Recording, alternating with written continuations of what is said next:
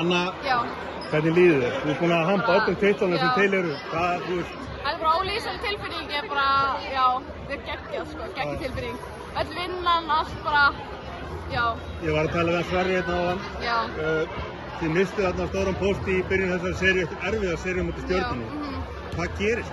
Hverju breytið? Þú veist, þið spilið hraðar og þið bara sótið þessu Njarðvík. Já, við vissum alveg að við getum gert betur og við þjálpum okkur saman bara og við erum náttúrulega í geggjum formi og hlupum og spilum geggjað vörn og það var bara, já, geggjað sko. Það var allir að spá okkur 3-0 tapið sko en við sýndum okkar rétt andlit.